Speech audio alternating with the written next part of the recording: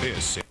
Well, it took over 200 firefighters to battle back the flames, and it is still smoldering. Channel 2's Pat Battle live for us now at the scene where officials believe the fire was deliberately set. Is that the word, Pat? That is the word, Ernie, though not yet officially. They're not saying exactly who that might have been. But firefighters are in the midst of a secondary search of the burned out buildings. The good news is that there is no loss of life, apparently. The bad news is that an EMS worker told us just a little while ago that at least 2 firefighters have apparently been hit by pellets from a BB gun, though neither of them have been seriously injured. And of course, the last thing we need again is violence against firefighters like we saw in Washington Heights last weekend when those 2 firemen were seriously injured by a Molotov cocktail. Now, the scope of this particular fire is indeed amazing. 8 buildings in total were affected, 6 of them completely gutted, 2 others were slightly damaged. Dozens of people have been left homeless by this fire that witnesses say was started by a 16-year-old boy upset that his girlfriend had broken up with him. She told us she no longer wanted to be with him, and he said these are gonna burn. You're gonna watch these burn, and he just lit it up in frame. When I came downstairs, he was outside, and he was laughing all in my face. And he told me, I told you I was gonna burn you up, and then he ran. And fire officials later confirmed that the 5-alarm fire indeed looked like arson. Fire is suspicious at the present time. Fire started apparently in the back between 2 buildings and quickly spread to 8 additional buildings. Fire also jumped the street and started a building on the other side of the street. Well, I was right here in the park right here, and we noticed the flame, the smoke first, and so we ran to the building. When we ran to the building, it was already too late. 350 firefighters responded to the scene, but the fire spread quickly to adjoining buildings. It was a difficult fire to fight, with wood frames adjoining structures full of combustible materials, difficult to access with narrow, smoke-filled staircases. 7 firefighters were injured, and 2 civilians suffered smoke inhalation, sprains, and strains. Stunned tenants watched as their homes went up in flames. God, we all okay. Just that we left in the streets now. Yeah. Everything, I lost everything. This is my first home. But Sophia was able to save what was most important, the life of her 1-year-old son. If she would have never been able to get upstairs and get her child fast enough, her child would have burned. You know what I'm saying? Because the bed was on fire and he was sleeping. So I had to run back for him. For your baby? My 1-year-old baby. But you got him out. I got him out.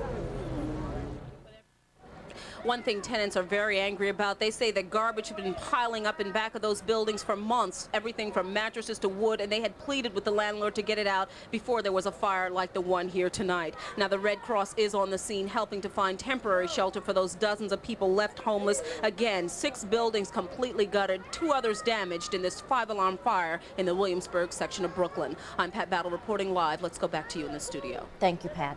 Tonight, a new sex scandal is rocking the Catholic Church. It involves a priest convicted of raping an altar boy in Boston. The priest was then transferred to New Jersey, where outraged parishioners say they were never told about the priest's past. Also tonight, the former altar boy is speaking out. Channel 2's David Diaz reports. It was at this church that the Reverend Eugene O'Sullivan admitted he'd sexually assaulted the altar boy, who was 13 when it first began. The DA who prosecuted the priest reluctantly agreed to a sentence of 5 years probation on the condition that O'Sullivan be kept away from children. Whether he's a priest or not, he belongs in jail. He's molested, he's raped a child. He belongs in jail. The judge did not accept that recommendation. So for me, that was when the first mistake was made. But less than a year later, Father O'Sullivan was transferred to the Diocese of Metuchen, and for a period of 7 years, beginning in 1985, served as a priest at St. Cecilia's in Monmouth Junction, Mary Mother of God in Hillsborough, St. Joseph's in North Plainfield, and St. Bartholomew's in East Brunswick. Some of those parishes included elementary schools, and at various times, Father O'Sullivan was reportedly involved in religious education programs for children and at least 1 youth group. Archbishop McCarrick, who was then the bishop of the Metuchen Diocese, refused to be interviewed about the case, but according to a statement issued by the Newark Archdiocese, it was because of assurances from a treatment center which O'Sullivan attended that, quote, Archbishop McCarrick agreed to accept the rehabilitated Father O'Sullivan for ministry in Metuchen and was assured there were no restrictions on where the ministry could take place. But regardless of what then Bishop McCarrick knew, evidently the pastors for whom Father O'Sullivan was working did not know. 3 of the 4 pastors for whom he worked told the Boston Globe they knew nothing about his past. When informed of what had happened, the mother of the boy Father O'Sullivan raped said she was shocked and angry at the church. Coming back to haunt everybody because they didn't do what they should have done with him. Which is? Defrock him. And her son, the boy violated by the man who would be his moral and spiritual leader, added this. He used to pull me out of Sunday school. In order to rape you? Mm-hmm. And how often, how many years did he do this, or was it a period of months? It was about 5 or 6 years. Father O'Sullivan is no longer in New Jersey. A year ago, he was pulled out and sent back to Boston. That the result of a review of the way the church had handled sexual abuse cases in the past. Perhaps itself a sign of changing times.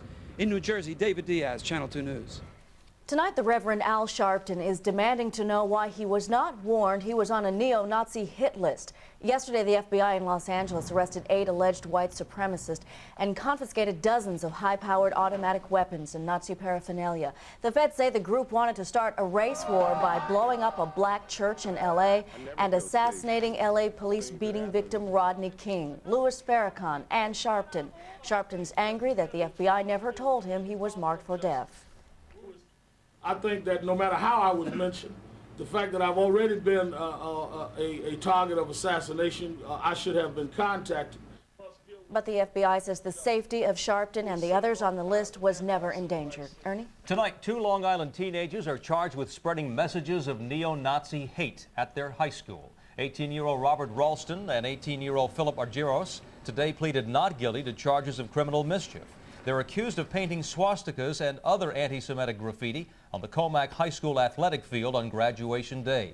The 2 are free on $2,500 bail, and they face a possible 7-year term and $5,000 in fines.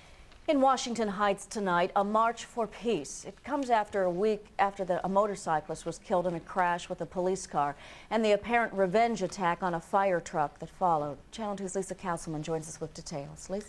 Dana and Ernie, the 2 firefighters that were attacked remain hospitalized tonight, both in stable condition. The neighborhood where it happened is stable too, after a call for calm and a call for justice. 1 week after the streets erupted in violence, the people of Washington Heights took to the streets calling for peace. Most of all, these people wanted firefighters to know how bad they felt about the attack on a fire truck that left 2 firemen critically burned. I gotta go and apologize to them. Leading the group, Santa Soto, who lost her son in last week's motorcycle crash with a police car. It was that tragedy that sparked the violence the following night. Tonight, Mrs. Soto took her message of peace along with some flowers right to Engine Company 93. George and Tom are 2 very good firefighters. They don't blame anybody in the community. George Krusher and Thomas Brannigan were responding to a report of a gas leak when someone tossed a Molotov cocktail, a bottle with gasoline, into their truck. We were instantly engulfed in flames, and me and Tommy had to scramble off the rig while the rig was moving. At that point, we really didn't care whether the rig was stopped or not. We had to get out. We were burning alive. As Krusher and Brannigan have endured the pain of 2nd and 3rd degree burns, the community they serve has been tense. Police are still looking for Jesus Corporan, whom they believe threw the firebomb. Well, the purpose of this demonstration is to denounce violence, especially violence against anyone in uniform. There are still many members of this community who do not accept the official police explanation for what happened here 1 week ago. Police say Soto had no motorcycle license. It had been suspended 72 times. They say he rammed into an oncoming patrol car while trying to pass another vehicle. He was assassinated. The police couldn't prevent it. We feel very bad for what happened to the fireman, but my brother was also human. He had blood inside his veins, just like the firemen do. About 150 people showed up for the rally tonight. Firefighters say they appreciated the gesture of support, but they want justice as well, the arrest and conviction of the person responsible for the firebomb. And Ernie and Dana, the police believe they know who that is. All right. Lisa, thank you. Also in the news tonight, rain continues to fall this evening in the flood-ravaged Midwest. The latest place to be swamped, Fargo, North Dakota. Tonight, parts of the city are submerged under several feet of water. Tonight, a river literally runs through it. The Red River overflowed its banks in Fargo today, sending several feet of water surging through the city. The city hospital is knee-deep in floodwater, and residents can't bathe or use toilets after the city sewage system was swamped. Further south, military trucks were the only match for rising waters in Missouri. The vehicles were dispatched north of St. Louis to rescue residents who had ignored evacuation orders. Their situation became desperate when heavy rains caused a levee to burst, sending the Missouri River colliding into the mighty Mississippi. The two swollen rivers tonight look more like one big lake. Those who got out in time are thankful but heartbroken over their loss. I've lost everything. I mean, that was in the house. We only got personal belongings and our important papers. And bad news tonight in West Quincy, Missouri. Despite the desperate efforts of these people, a strategic levee broke, and the only bridge across the Mississippi for more than 200 miles has closed tonight. Authorities are now evacuating the area. However, there is some good news from Des Moines, Iowa. This was the scene on one of the main streets on Monday. But today, floodwaters had receded, and workers had their hands full trying to clean up the mess. Muddy, oily, greasy. It's terrible. Okay, we also have late tape of the scene of West Quincy, Missouri, where that bridge that we told you about before exploded. It is now on fire. You can see the flames. You can see the thick black smoke, as we said, after that bridge exploded tonight. President Clinton is preparing this evening to make his third visit to the region tomorrow. He will meet in St. Louis with the governors of 8 flood-ravaged states who are sure to plead for as much federal aid as they can get. Dana? They need some luck, too, out there. Tonight, the White House says President Clinton is close to announcing a policy that would bar openly practicing homosexuals from the military. However, it would allow gay men and women to serve if they remain in the closet. The White House says the president decided he could not lift the ban, the military's ban on homosexuals, completely because the action would be overridden by Congress. The president is expected to officially announce his decision next week. An alleged plot to bomb the Statue of Liberty. We have details on that coming up next. Plus the governor's call for calm with a new report due out on the Crown Heights riots. And later, a young girl and her amazing recovery from historic surgery. And Storm, tell us we're going to have a great weekend, please. Dana, you're going to have a great weekend, please. Not to worry, low humidities, lots of sunshine, all in the forecast when we come back. Channel 2 News, sponsored by Amstel Light. You know, if life were perfect, women would let guys drink milk straight from the carton. Yeah, and guys would ask before taking food off your plate. Women wouldn't answer a question with a question. Why not? If things were perfect, you'd like watching sports on TV.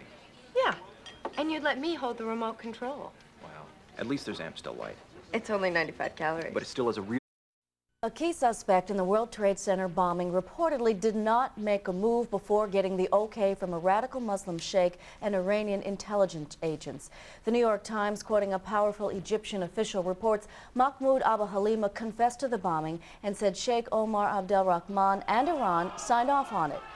Rahman is now being held in a federal prison in upstate New York on immigration charges. Meantime, Newsday is reporting Abu Halima told a fellow inmate that the Statue of Liberty was the next target. A plea for calm from Governor Cuomo tonight as the state prepares to issue a report on the Crown Heights riots. Now, that report is due out next week, and as Marcia Kramer reports, the racial wounds in the neighborhood still run very deep. Just yesterday, Governor Cuomo, Mayor Dinkins, and Police Commissioner Raymond Kelly rocked and swayed with members of the Bridge Street AME Church in Brooklyn as they sang a song entitled Burning Down. But it is because Governor Cuomo is afraid that the city could soon be burning up once the new state report on Crown Heights is released next week that today he orchestrated a preemptive strike, an open letter to all New Yorkers urging calm. We can use this knowledge as an avenue to reconciliation and renewal by coming together to find ways to avoid recurrence of this kind of ugly episode, Cuomo wrote.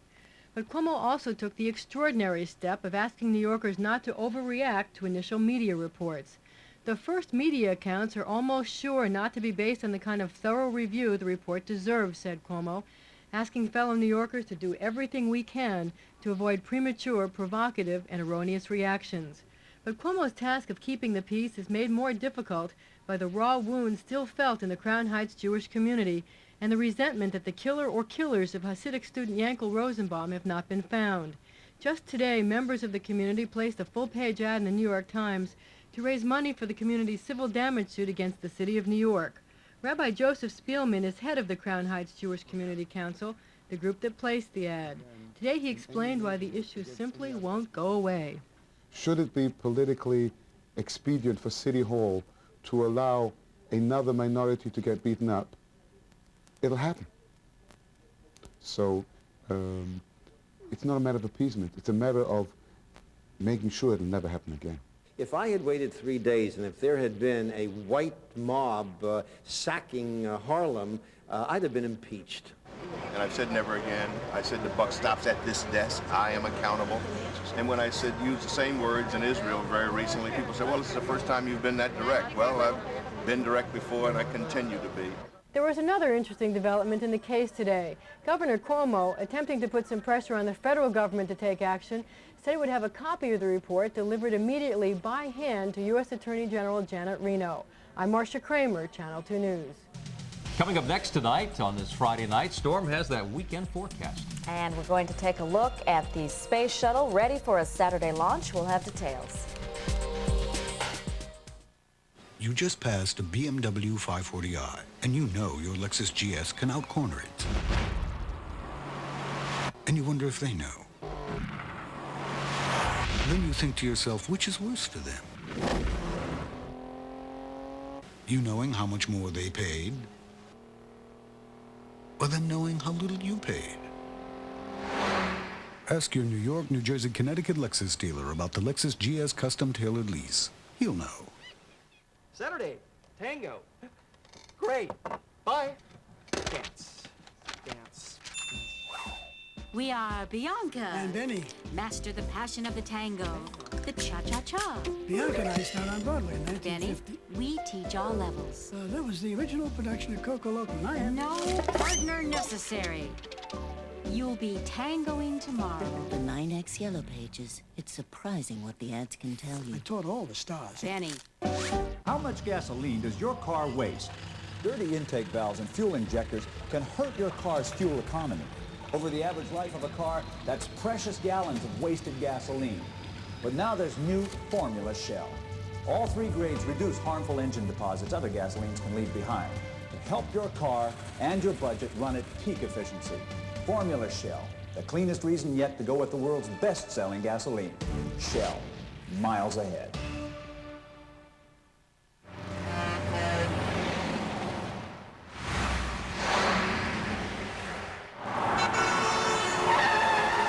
If driving can get on your nerves, we think you'll find this a little soothing. It's the Plymouth Voyager Easy Lease. Now you can get a Voyager minivan with the features you most want, and you can get it at a amazing. Secretary of State Warren Christopher has announced a new round of shuttle diplomacy to get stalled Mideast peace talks going once again. The talks recessed July the 1st. No new negotiations are scheduled. Christopher says that he'll begin a Mideast trip on August the 1st. And tonight, President Clinton's choice for Surgeon General may be in trouble. Nomination hearings for Jocelyn Elders were postponed today while a Senate committee investigates her role on an Arkansas bank's board of directors. Elders and other board members were sued by the bank for mismanagement. It's also reported Elders' family failed to pay Social Security taxes for an in-home nurse. Republicans also criticized her outspoken views on abortion, birth control, and sex education. Elders is currently Arkansas State Health Director. A 5-year-old Montana girl is home tonight, making an incredible recovery following a historic 5-organ transplant. After spending most of her life in a Pittsburgh hospital, Charlie Forstar left for her home today on a Montana Indian reservation. Charlie had a condition that kept her from absorbing food and had to be fed intravenously. 8 months ago, doctors replaced her stomach, liver, pancreas, and large and small intestines. Doctors say thanks to a new anti-rejection drug, Charlie should be able to live a normal life. So much for such a little person. It's always a nice kind of story to put on the air. Yes. All right, coming up next tonight, Rock Rote has the sports, and the slumping Yankees desperately need a win tonight against the Oakland A's. Also, a night at the opera, and guess which famous New York anchorman was Mickey Mousing around at the Met. Yeah, look at that.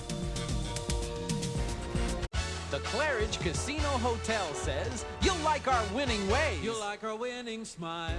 Friendly crew. You'll like our winning style. Looks brand new. We want to win your heart right from the start. We do it all for you.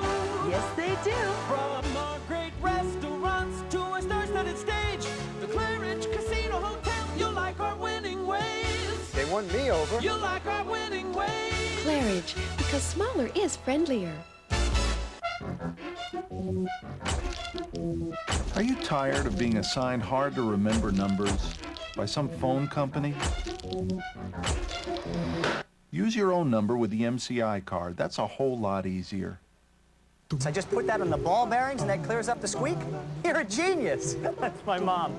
Talk on the phone a lot when away from home? MCI introduces 2 hours of free calling card calls. And a hair conditioner. Call and sign up for an MCI card now. What do they call it duct tape for, anyway? On the next Entertainment Tonight. I wear my dad's underwear. He loves that. This is one thing I'm not into, but I would do it when I go running. See why these days women are wearing boxer shorts to bed, to work out, and even to go out on the town. Underwear is now in the 90s has become this new status symbol. Plus, E.T. is going home with Dixie Carter to her alma mater in Memphis, Tennessee for a very special encore performance. It's all on the next Entertainment Tonight. Monday at 7:30 on Channel 2. It's Toyota's. Well, it was quite a night for our friend Ernie. He got all dressed up. Take a look what he did tonight. Walt Disney had created the first stereophonic motion picture, and that picture was Fantasia. Ernie made his debut at the Metropolitan Opera House, serving as special guest narrator for Disney's Symphonic Fantasy. The program is a collection of the music from Disney films, which of course includes Fantasia.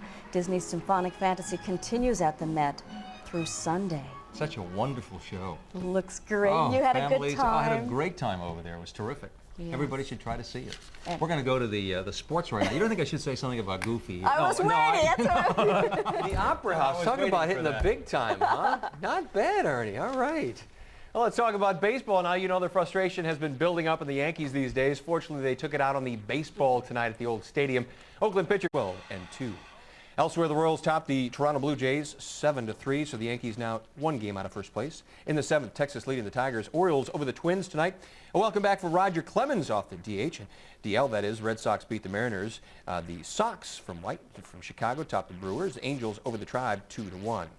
Meanwhile, out west, the Mets involved in a late contest against the Giants. Here's the latest from Candlestick Park. First inning after a lead on the score. Right now, the Giants lead the Mets 3-1 in the 3rd. Checking the rest of the NL, Braves beat the Pirates in the 7th. St. Louis, Houston tied up at 4. Cubs ripped the Rockies. The Reds shut out the Marlins in the 3rd. No score at L.A. In the 2nd, San Diego losing to Philly 1-0. This season. I'm Rocking That Sports. We hope for a good season. Yeah. Thank you, Rock. That's Channel 2 News for this Friday night. I'm Dana Tyler. And I'm Ernie Anastos. Stay tuned next for Primetime after Primetime here on CBS. And for all of us, have a great weekend. We'll see you again on Monday.